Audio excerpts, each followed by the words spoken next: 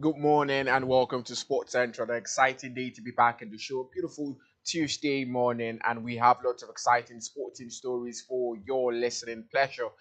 In the world of tennis, the Wimbledon kick started just yesterday, and we had lots of upsets already. Daniel Medvedev, Holger Rune amongst the victims of the early upset in the competition. These and many more would be what is on the plate for our conversation today. Not to talk about the football scene where we had action in the Club World Cup. Just like we talked about upsets in tennis, we had upsets in football. Inter Milan, Manchester City, all knocked out of the Club World Cup. These and many more would form the crux of our conversation today. We'll go on a short break, and when we're back, we'll bring you the trending stories in Sport Wrap Up. Stick around.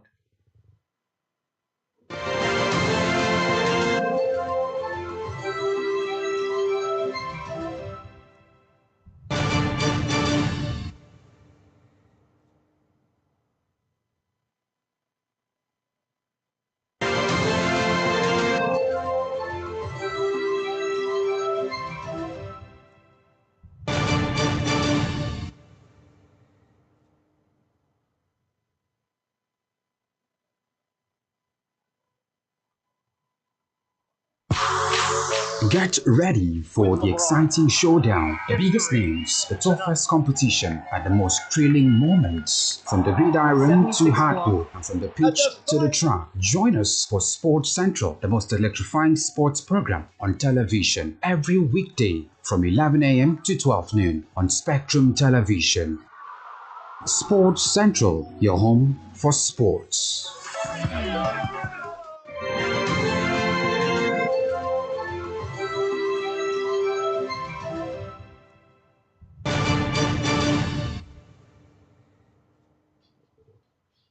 Thank you for sticking around, and we'll start from the world of athletics, where Nigeria will be strongly represented at the historic 50th edition of the Prefontaine Classic in Eugene, Oregon, as five athletes, headlined by Favor Ofili and Ezekiel Nathaniel, take center stage individually alongside some of the biggest names in global athletics, including 14 world record holders. Ofili and Nathaniel will both make their career debuts in the Diamond League circuit at Hayward Field to mark a major milestone in their rising international profiles. They will be joined by 100 meters hurdles world record holder and three-time Diamond League champion Toby Amusen, seven-ranked shot putter Chukwuebuka Enekwechi, and seasoned sprinter Rosemary Chukuma. To athletics still, Nigeria's chances of securing spots in both the men's and women's 4 by 100 meters relays at the 2025 World Athletics Championship in Tokyo suffered a significant setback over the weekend as the Netherlands overtook them in the qualification standings. Before this development, both countries were tied in 15th place with identical times of 38.20 seconds, a mark that provisionally secured one of the final two-time best qualification slots. However, at the European Time Championships in Madrid, the Dutch men's team delivered a blistering performance, clocking 37.87 seconds to set a new national record, championship record, and European lead. Their flawless pattern exchanges propelled them to victory ahead of Germany and Great Britain, pushing Nigeria down to 16th, the last qualification spot. With only 16 teams qualifying for the relay event in Tokyo via the World Relays in Guangzhou, and two others best on the top performance list by August 27th, Nigeria's position is now under threat.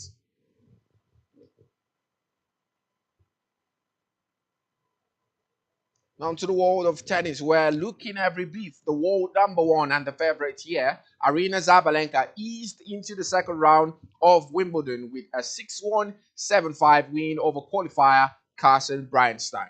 This year's Wimbledon Championships have begun with the hottest opening day on record, according to the Met Office. On a record hot opening day, with temperatures hitting 87 degrees Fahrenheit, Sabalenka was as cool as a reflection glass on number one squad, closing out of the match in 73 minutes. She would face the winner of the Lulu Son versus Mari Buskova match on Wednesday.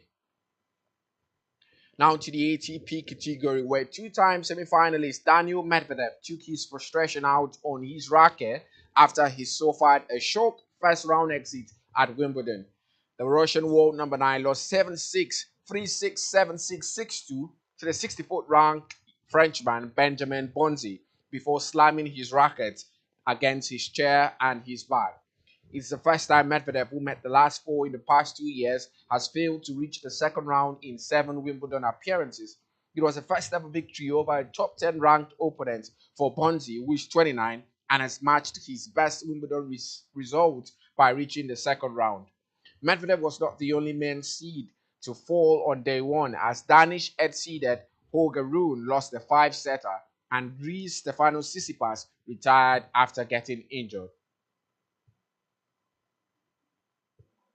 Out to the world of football, where Saudi Arabian side Al Hilal sent English giants Manchester City crashing out of the Club World Cup just yesterday, snatching a 4-3 victory in extra time in the biggest upset of the tournament so far.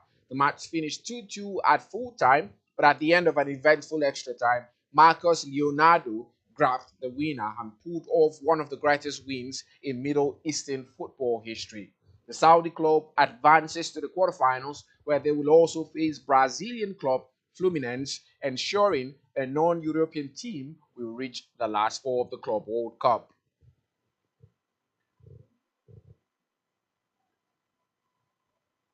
These are all we have for you on Sport Wrap Up. We'll take a quick break, and when we're back, the guys will join the conversation. Stick around.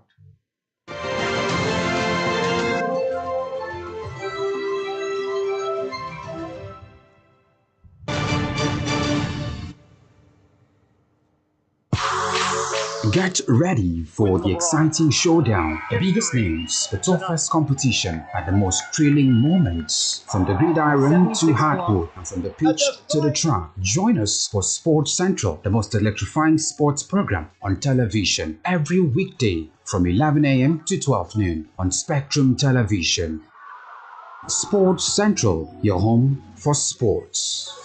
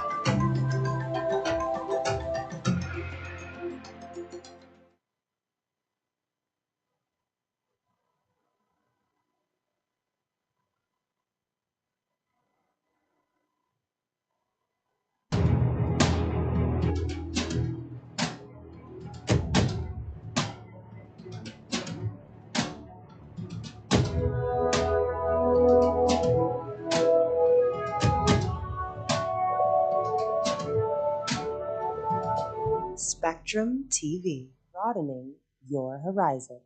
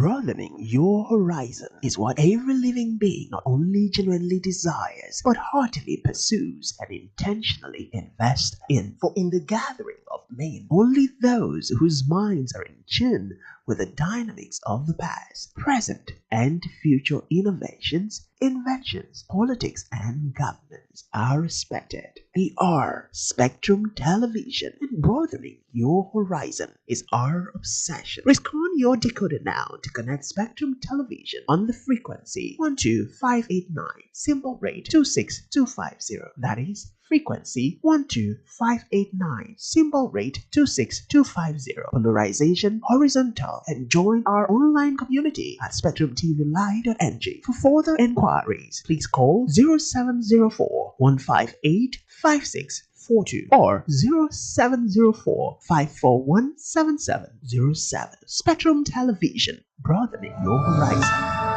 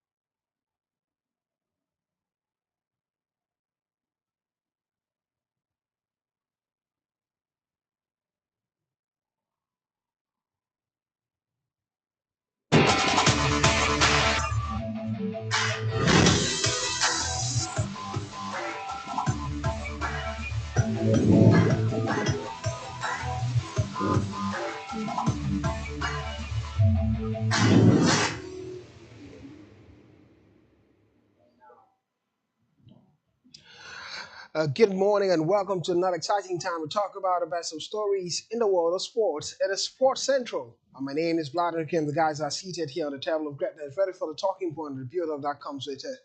And well, many stories to talk about, but one really stands out for everyone. It would be Wimbledon and what's been happening there. First round showcase for many superstars, the likes of Danny Medvedev, top 10 players in that regard. Algeria also being shocked so elated. It seems like it's going to be a fascinating Wimbledon to look forward to. Well, the other shocking event that took place yesterday was that two European giants were knocked out of a Club World Cup, and the conversation returns how strong the Saudi League is. Al Hilal beating a European top side, Manchester City, out of it. 3-2 it ended in favor of Al Hilal, and many wonder how this happened because when they pulled a draw against Real Madrid, we're saying, well, it's just Real Madrid. But it brings back a conversation that Cristiano Ronaldo spoke about. Well, 2023 said Saudi League was stronger than the French League on, and even further said Saudi League are in the top of 5 leagues in the world. Well, to David, I'll leave you to really talk about all of this in the course of the show. Good morning. So good to see you today. Looking fascinatingly good. Next amazing time to reach. I think what stood out for me was the early hours of this morning. I was busy following the Al Hilal game in Manchester City. It is arguably one of the most interesting games we've seen in this tournament. I mean, an end-to-end stuff, 7-goal thriller, playing without fear, such tenacity by the Al Hilal side. And I think this game already ends the conversation and the debate about the quality of the Saudi Arabian league. Before now, many are saying, yes, players are going there for money. But we've actually seen it evolve over time, and standing toe-to-toe with City is a whole lot. Standing toe to toe with City is a whole lot whenever it talks about it. Well, I know fun might come from a different angle. It usually comes from a different angle. Funny Tina, were you surprised by Al Hilal? Well, I wasn't surprised because I've watched Al Hilal in the Saudi League and I've seen what they've been able to do there. Cristiano Ronaldo so far every season to get his team to play good football just like them. So I knew they were good enough to beat Manchester City. It was just a matter of time. And He knew they were good enough to beat don't forget Manchester City. They have the man Simon Inzaghi over there at the club, so it's not just about the No, teammates. it's a line for me. You knew they were good enough to beat Manchester I said City. yesterday doing a radio show. I said it that Al Hilal have Simon Inzaghi. That's an added advantage. Yeah, but he didn't say they were going to beat Manchester City in front of Tina. Come on. You have to be specific, especially when you're taking glory for it. Anyways, basically what's going to happen today in the conversation. Before we get to talk about football stories, let's begin with tennis, Wimbledon, taking center stage. We'll begin from the women's category in this one. Well, we've really talked about it. Some big superstars, like Marina Sabalenka, world number one, cruising past Breston and net. But that's not just conversation. What we're talking about from a women's point of view, it could be Kati Bortler upsetting Badosa. Well, we'll come back to talk about the women. Let's start with the men. At this time, not women's first, the men's conversation. Carlos Alcaraz survives the first set scare from a Fognini in Wimbledon opener. Well, somewhat, somehow, every season you get to see Carlos Alcaraz perform this way. He's the current champion of Wimbledon. He's won the last two editions of Wimbledon, and it's that conversation, but always seemingly starting slowly. Whichever David, I start with you. Against Fognini in this one, many thought it could be an easy cruise for Carlos Alcaraz. It wasn't, but somehow, he's gotten that victory. Defending champion status for Carlos Alcaraz, but starting slow. Well, I do not know why exactly what happened for Carlos Alcaraz yesterday because I look at the fact that the quality of Fujini isn't even where near third watch of Carlos Alcaraz. So usually on paper you expect it to be a one-sided game in the first round of competition. But unfortunately, it even went to a point where Carlos Alcaraz had to even get angry with himself, smashing the racket on court and even doing it. Well, I'll help you with it. The numbers are quite interesting. 7-5, 6-7, 7-5, 2-6. And Carlos Alcaraz had to win the fifth set at 6-1. That's where he really showed dominance in this 4 hours, 37 minutes game. 4 hours, 37 minutes. Many would also look at the fact that maybe underrated the opponent, but I do not think anyone should be underrated at the moment because, interestingly, one would expect Carlos Alcaraz to take Fognini to the cleaners, owing to where he is at the moment and the quality of Fognini. But I think this is also a strong signal that every single Wimbledon participant this year is coming for something. In as much as you're looking at him being, of course, underdogs facing the top opponent, the man or the woman, however you want to look at it, is in for something quite handy. And I think this particular game, the 5-set thriller, sends a very strong message for Carlos Alcaraz now. It's a game that spanned through almost close to 2 hours. So that certainly shows you the battle between Fognini and Carlos Alcaraz. But I think in the end, I'm quite happy about the fact that he's been able to get this victory now. Now we're looking forward to the next game, and as the defending champion, much is expected of him as well. And much is expected of him as well. Valentina, you don't have to talk about Carlos Alcaraz. Let's look at the ones that were beaten, as big superstars that were beaten. And Danny Medvedev, most often than not, we always talk about Danny Medvedev, but I had to lose in this one to Benjamin Bonzi, the French international, in the 7-6, 3-6, 7-6, 6-2 in favor of the French international. Many people get to really worry about Danny Medvedev because he's getting to that stage. And we're thinking last season, I got to the last four of it, but this time out, I beaten in the first round. Similarly to Nicolas Jarre, getting the better of Horgerun. Well, for Daniel Medvedev, he hands out these upsets as a donut at a kids' party because when you get to competitions like this, we see Daniel Medvedev always losing. So it's almost like a recurring thing now for Daniel Medvedev. As a qualifier, you would always be happy to face Daniel Medvedev. That's the thing because he's the closest we can come to an upset. That's what happened yesterday. Now I think Daniel Medvedev is gradually maybe thinking of retirement because world number 9 currently, but he's not really lived up to expectations. Daniel Medvedev and Alexander Zverev, those are two top 10 players that you always want to expect something from upset because whenever they're in a competition, you just know that maybe Alexander Zverev that bad. Yeah, no, at quarterfinal level, he's not as bad as Daniel Medvedev, but he's bad as well. As a world number 3, where he is now currently at the moment, you would expect him to at least reach finals. But the man is always crashing out at the semi-final stage. So I would just say Daniel Medvedev leaves more to be desired from him. Well, as that concerned, let's talk about the other top 10 player that was beaten now, Horgerun. Horgerun, known for winning things for others, but this time out in the first round of it, Nicolas Jarre had to win things for Horgerun. Well, the numbers counted 4-6, 4-6, 7-5, 6-3, 6-4 on court 3. Quite difficult for them. A 5-set trailer, but Nicolas Jarre coming top. Well, congratulations, Nicolas Jarre. We started talking about him lately last year. What he was able to do, building lots of consistency, not in top competitions, but I saw him in a few ones. Well, this one is a top competition then. 1,000 masses event. No couldn't go as far as possible in this competition, but this is definitely a big statement victory for the man over Horgerun. And of course, just like I said earlier, I think it's also a competition where many who are participating in here are looking for something very handy. The likes of Medvedev and Horgerun exiting at the first stage. I mean, before the start of the competition, I didn't see the possibility. Yeah, one could also say some of these players have also got their favorite turf. But the likes of Medvedev is not good enough on grass. I mean, the last time you appeared here, the biggest round is actually finished in the 4th round of Wimbledon. So that certainly shows you how we struggled over time on grass court competition. But that doesn't, of course, beckon a whole lot of excuses for those two top players because one would expect to go as far as possible in the competition, maybe the quarterfinal stage, quite understandable. You're not good enough at the grass court level. But being knocked out at the first stage of a competition sends a very huge signal in terms of the quality dropping, in terms of maybe your consistency also dropping. And I think that's what happened for Horgerun and Daniel Medvedev. I think going forward now, we're expecting more upsets because as it has started now, it's more like a trend. It will definitely happen to the final day of the competition. Well, it's definitely going to happen to the final day of the competition. It's that conversation. And we quickly switch gear and talk about a women's game. Not too much of an upset in the women's game, but the likes of Paula Badosa are being beaten by Kati Bortla in this one. It's that conversation.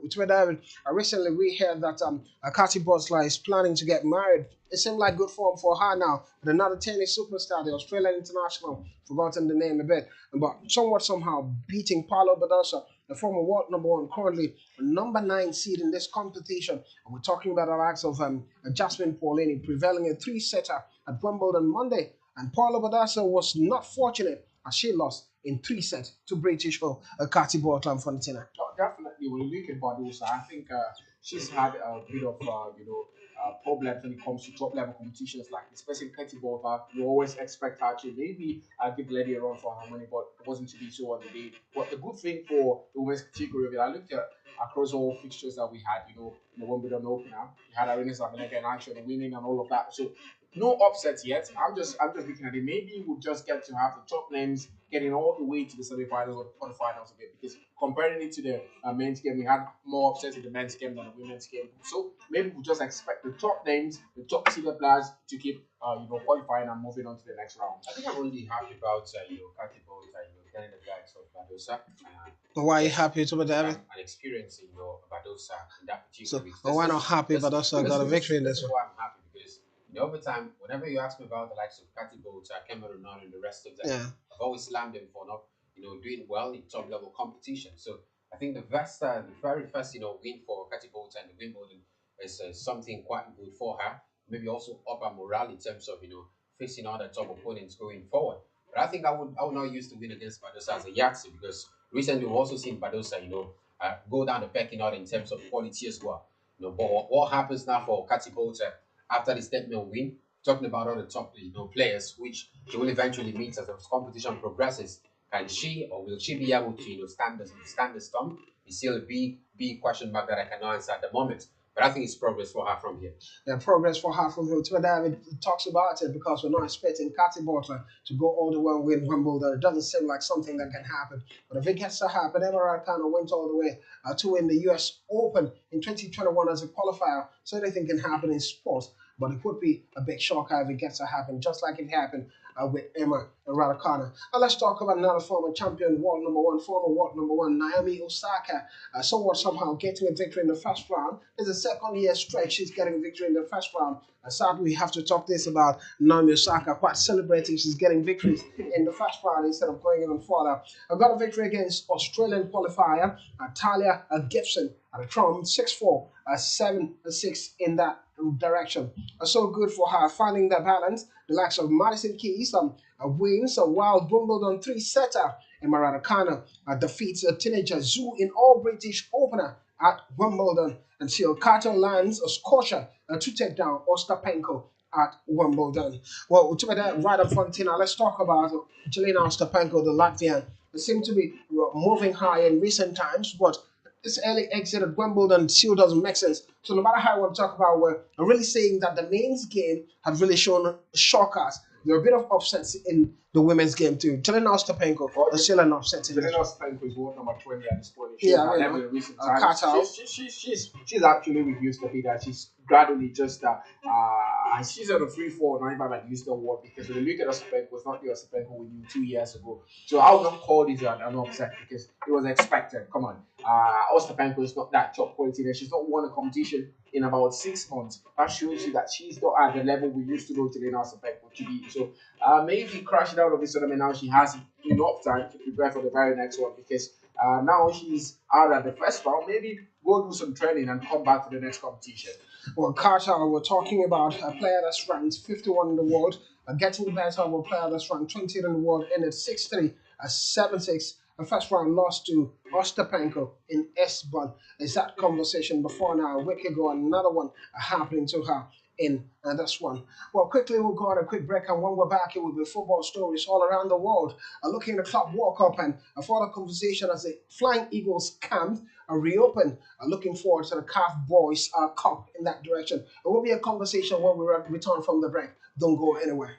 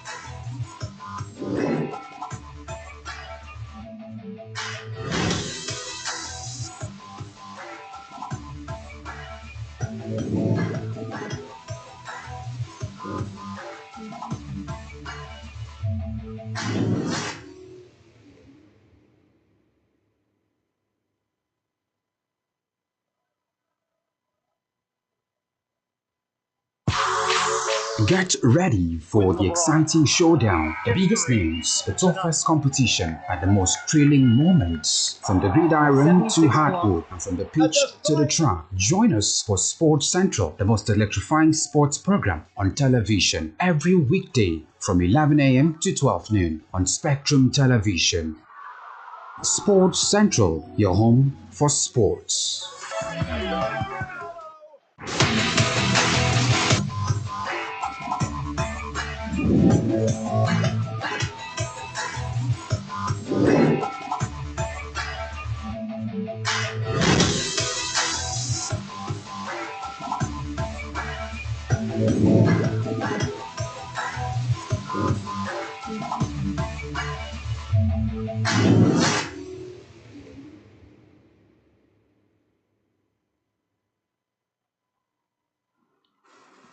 Welcome back to the Sports Central. My name is Bladen Kim.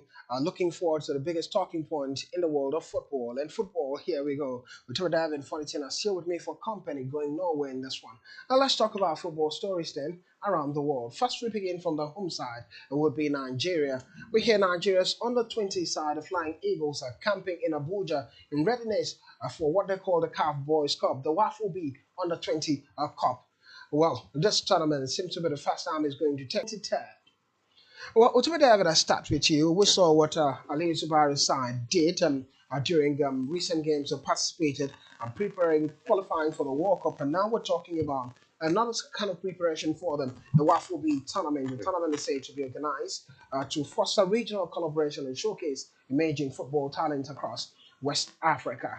Ghana will bring together 13 national and 20 teams from across WAFL zones A and B. So big competition, no matter how you want to look at it. But you look at a team that's qualified for the World Cup, they should be able to own their own in regional competition. Definitely, I think it favors more teams or the West African teams who will be going to the FIFA Under-20 World Cup, which I think it would also be beneficial for team bonding and also ensuring that the coaches of this national team, especially from the West African region, also ensures he takes the best legs to the FIFA Under-20 World Cup, which the Flying Eagles are one of the teams representing West Africa in that particular competition. A good initiative, I must say, from the West African Football Union.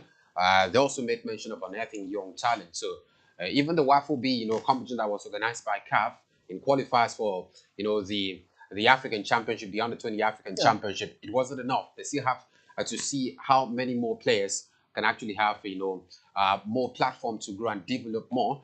But I still do not think we definitely expect something quite different from the squad who played the WAFL B tourney previously, earlier this particular year. As if the players who the man Ali Zubair will be taking to the FIFA Under-20 World Cup would also take part in this one. I think it would help the side, basically, and address the concerns about goal scoring chances, which Ali Zubair was also looking to address. So going forward, I just want to see this WAFL B Cup, being organized often. It shouldn't be a one-way thing. It is the inaugural edition. How can we take it further from here? If it occurs over time, then it would be to the developmental phase of West African football teams. Well, Nigeria.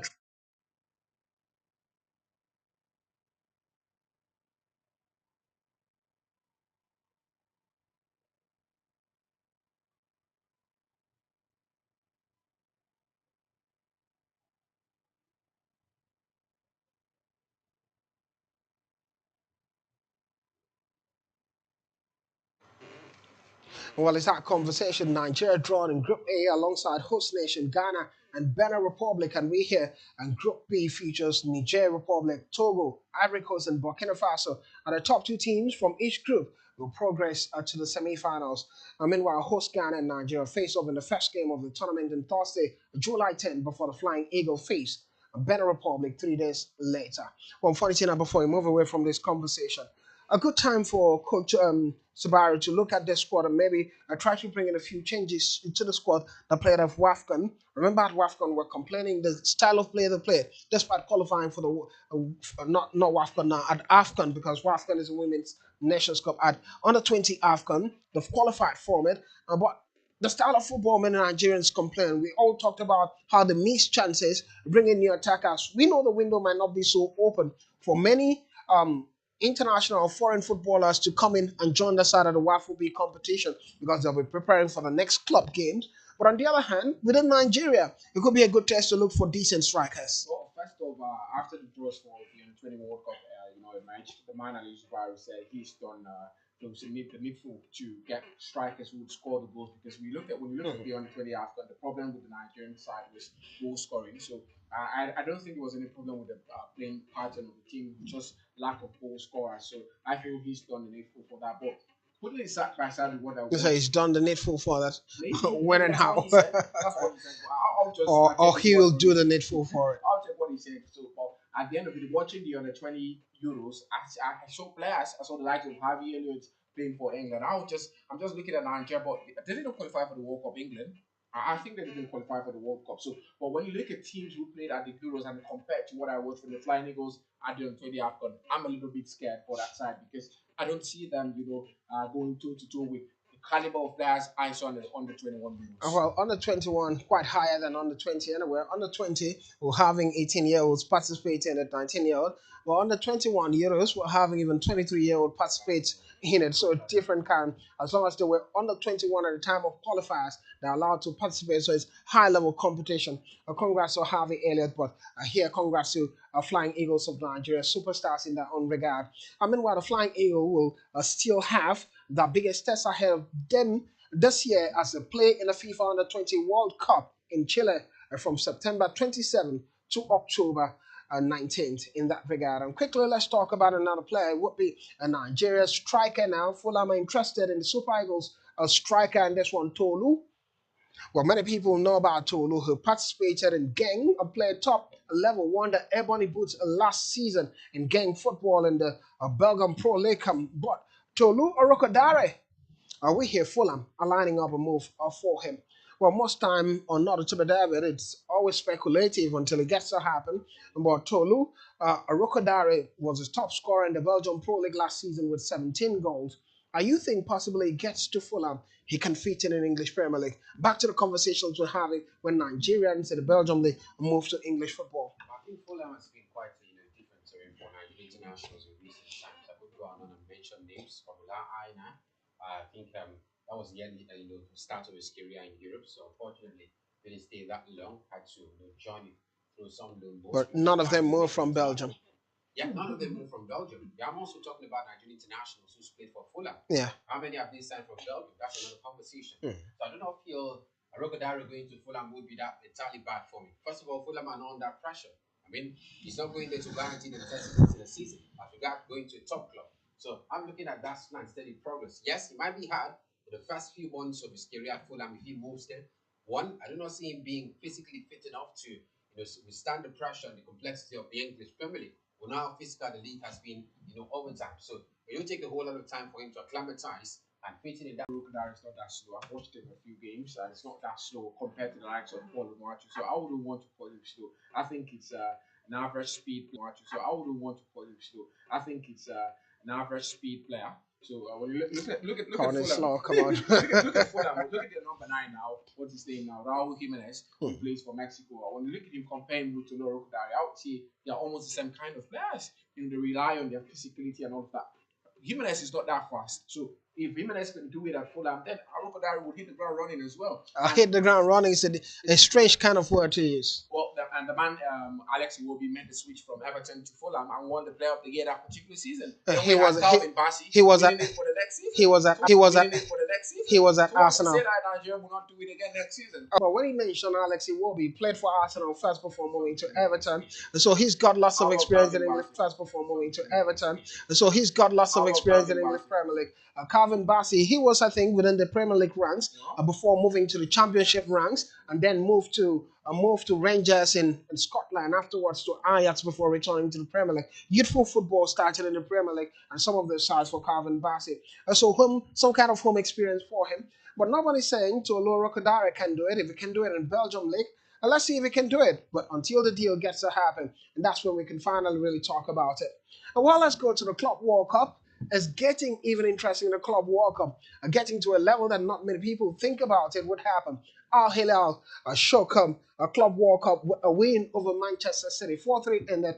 First it ended in a draw in regulation time, and a stunner at the end of it, and they got that victory. I'll give you all the details that comes with it in the course of it. But exciting times ahead. And funny thing, I'll start with you in this one now. Not many people saw it happening because when you talk about this particular game, it would definitely be a shocker to many. 4-3 at the end of it. A City. You can mention all the players, Erling Haaland being part of it, and some of the big names you can talk about it. All of these superstars, Jeremy Doku and the rest of them.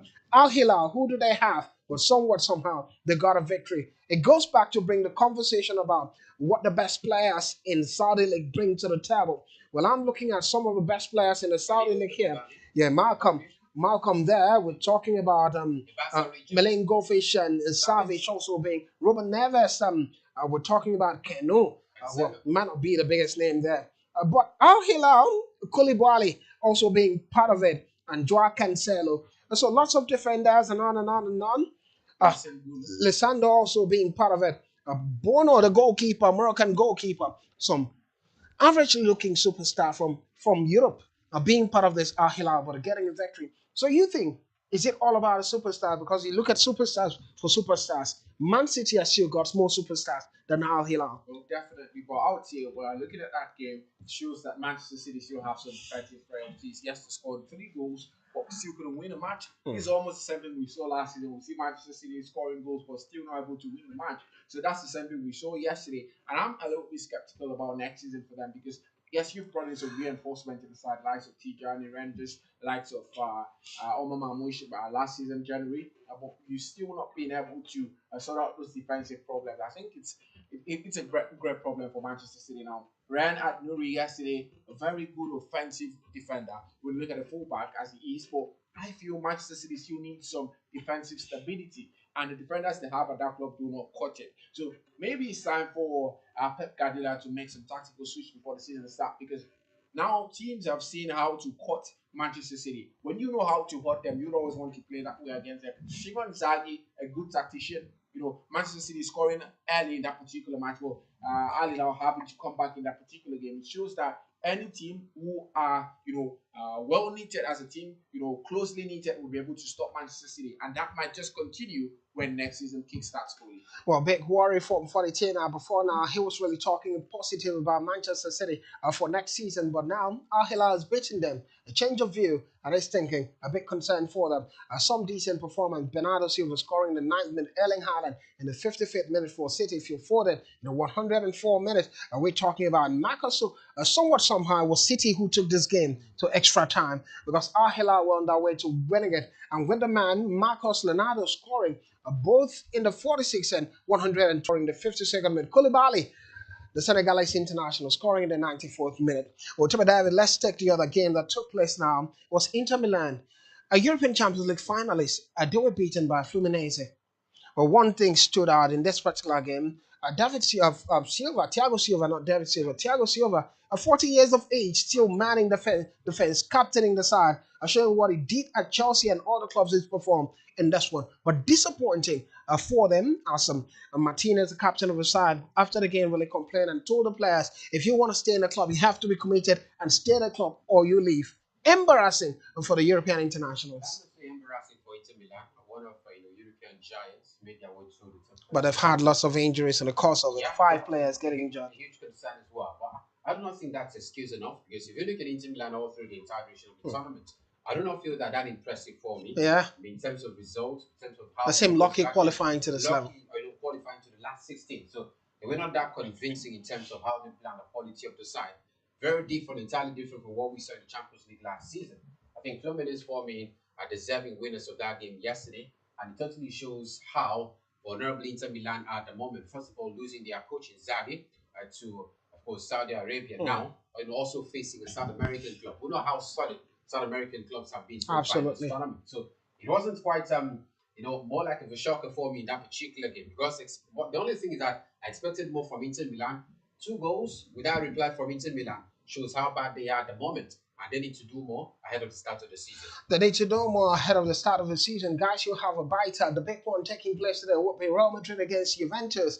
The last phase of the round of 16, and early hours of the morning the next day would be Borussia Dortmund against Monterrey. Real Madrid Juventus, what happens in this one, Fontina? It seems like the creme de la creme that we want to talk about. Just like when Juventus played against City, City got the better of them. You think Madrid will follow suit in this one? Well, Xabi Alonso is going to keep getting better as a Real Madrid coach, so I feel this is going to be just one of those games where we see Real Madrid dominate and I get to progress at the end of the day. I don't see Juventus stopping Real Madrid in this game. Borussia Dortmund against Monterrey, the Mexican side. Sergio Ramos has been absolutely phenomenal for the side, the Mexican side. But we're talking about against Borussia Dortmund, Jude Bellingham, also quite important in this one. They have been very impressive in terms of the number of goals they've actually scored so far this tournament. Well, I think I'm quite. Who are you referring to, Dortmund or? I'm referring to Borussia Dortmund. All right. Jude Bellingham scoring goals left, right, and centre. But Monterrey FC never to be written off. Recall the first game of this tournament. Sergio Ramos scored a goal as well, the header. Yeah. In fact, so I don't feel they should be entirely written off. But that's time with Borussia Dortmund getting the better of the Mexican. Well, two other things. Borussia Dortmund will get the better of the Mexican in this one. The quarterfinals fixtures, we have Fluminense against Al Hilal takes place on Friday, 4th July, and Palmeiras against Chelsea takes place on Saturday. Paris Saint-Germain against Bayern Munich. In that direction, after today's game, we'll decide who faces who. Quickly to the world of transfer before we get to close. A whole long list of transfers we'll have to talk about. Inter Milan's captain, away from Inter Milan, let's talk about Tammy Abraham.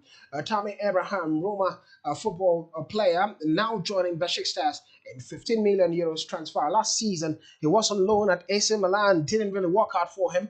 But he scored 10 goals, 7 assists, and 44 appearances from Fiorentina. And now he's becoming a journeyman somehow at the age of 27. Oh, I think for Tammy Abraham, he knows he just has to start getting the numbers for himself. He's just like you mentioned, 27 is where you are at your prime. So, well, sadly, at 27, it doesn't look at his prime. It seems to be declining. I just thought he should have stayed put at Chelsea. He would have made it at Chelsea. That's what I feel. Because when you look at what he was. Well, he can't stay if the club doesn't want you to stay. No, he was actually. The club wanted him to stay. He's the one that forced him to move to AS Roma. Do you remember at that time? No, he was having complaints with Lampard at the time. Lampard wasn't playing him at the time, and that's why he left. He left before they got a new number 9 into the team. I remember he was the highest goal scorer for Chelsea that season. He wasn't reliable enough as a number. No, Yeah. Thomas Tuchel, not Lampard. He was reliable under Lampard. Thomas Tuchel came in, and Thomas Tuchel said it didn't fit into his style, and that's how he left.